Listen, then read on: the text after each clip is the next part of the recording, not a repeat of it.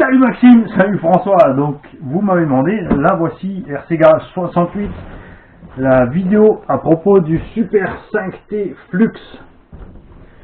Il a vu que j'ai refait mon Super 5 SC Flux et il voulait le voir de plus près. Voici donc ce que ça donne.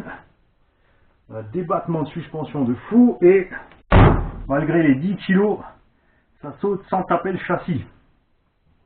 On est bien mou à souhait comme on veut et on dit avec 30% du débattement libre.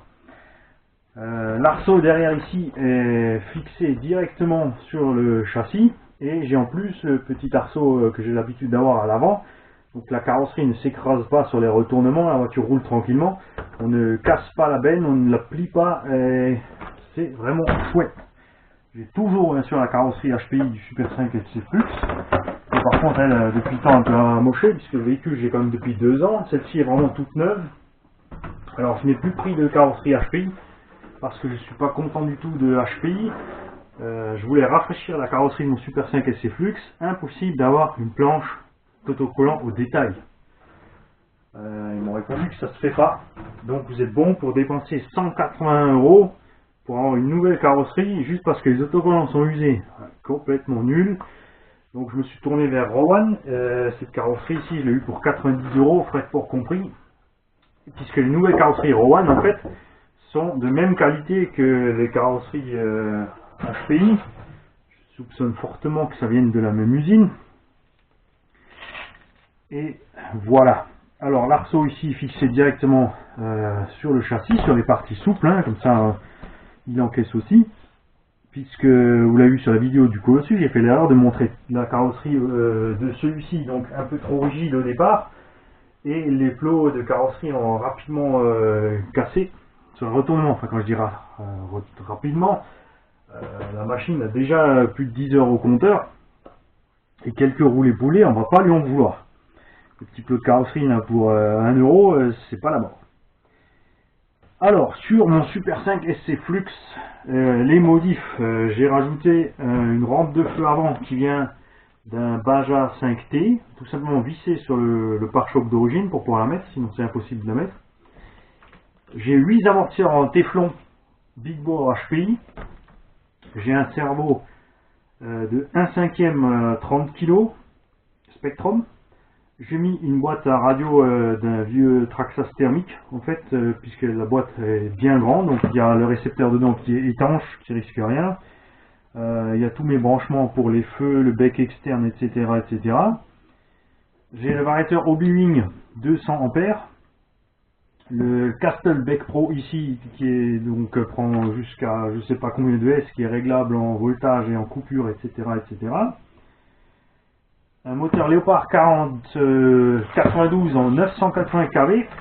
Donc ce moteur peut aller jusqu'à 16. Ici on tourne en 8 et je vais donc essayer mes nouveaux Lipo High Voltage qui font donc 15,2 au lieu de 14,8 pour profiter un peu plus de l'engin et voir aussi ce que ces accus valent, puisque faut des bons accus dans cette pièce. Même si le moteur ne consomme que 80 à 90 ampères, avec le poids de la machine, on est quand même toujours en train de tirer sur les lipos. J'ai des bras FLM, le kit long, avec les cardans FLM longs. J'ai une direction alu, et le principal souci quand on met 8 amortisseurs sur un Savage, c'est que les biellettes vont aller toucher en fait en bas. Je vais vous montrer là, ici. Les biellettes vont toucher les coupelles. J'ai donc rehaussé les coupelles avec une petite bague en plastique ou en alu, tout simplement pour me mettre la coupelle plus haut. C'est que la biellette passe sous la coupelle et on a donc plus de problème de frottement. J'ai un double ventilateur moteur. Alors le moteur chauffe pas énormément parce qu'il prend pas beaucoup de tours. J'ai l'embrayage d'origine HPI parce qu'il est super bon, vraiment celui-là on aurait aimé voir ce slipper sur les Savage, c'est vraiment génial. Les diffs avant, arrière et centrale sont toujours d'origine. Là j'aurais juste changé les huiles. J'ai mis un tout petit peu plus épais à l'avant et au centre. Le véhicule est assez long, donc si on met les lipos devant, il n'y a aucun souci. On a vraiment une bonne motricité et l'arrière part vraiment comme on veut. Par contre, si on est sur un terrain où on va faire plus de sauts, il va piquer du nez, donc il est nécessaire de passer les batteries à l'arrière. Et là, on a quelques pertes de motricité sur l'avant. J'ai donc changé l'huile du diff central un tout petit peu plus épaisse. Il faudra aller faire les essais. j'ai aussi les petites LED qui vont bien à l'arrière. Alors ce système de LED est livré avec un module pour que vous puissiez utiliser les feux arrière comme feu stop, c'est-à-dire que vous freinez, ça s'allume en stop. Wow, c'est génial. Mais du coup vous n'avez pas de feu simple, donc il faudrait doubler la rampe derrière. Et là j'ai laissé tout simplement les feux en feux normaux. Vous pouvez aussi d'ailleurs avec ce module piloter l'allumage des feux par la radio. Quelque chose que j'ai fait au début, mais en fait ouais, ça ne sert pas à grand chose. On s'amuse 2-3 fois avec, une fois qu'on a démarré, mettre les feux et à partir. Mais finalement ça change rien si les feux sont allumés en permanence. Et je roule ici donc avec une LiPo 3S 2200 mAh qui vient tout simplement d'un hélicoptère, qui est aussi velcroté ici à l'arrière. Forcément, quand je passe les batteries à l'arrière, je mets ma LiPo de réception devant. Je l'ai mis côté gauche puisque le moteur lui est côté droit, le cerveau aussi est côté droit. Et donc la caisse est parfaitement équilibrée. Et vous voyez là j'ai les LiPo dedans, le châssis ne va pas taper au sol lorsqu'on la lance, même violemment. J'ai utilisé d'ailleurs aussi des roues de Losi DBXL pour une raison très simple. Elles sont tout aussi légères que les roues HPI d'origine. Les crampons sont différents et ils sont beaucoup plus mous. Alors ça induit un comportement un peu plus joueur sur le véhicule. Il est plus glissant et ça pardonne plus les erreurs aussi de pilotage dans le terrain. On va tout simplement bien naviguer sur ces pneus qui vont se déformer.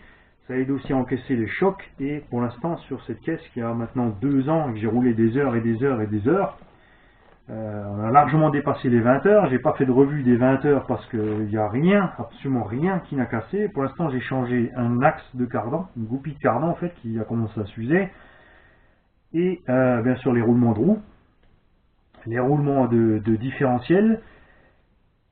Et une seule casse due à ma faute, j'ai fait un gros choc ici sur un arbre à l'arrière et j'ai donc tout simplement arraché l'avant de ma cellule arrière de diff. J'ai remplacé la cellule arrière de diff et c'est reparti comme au départ.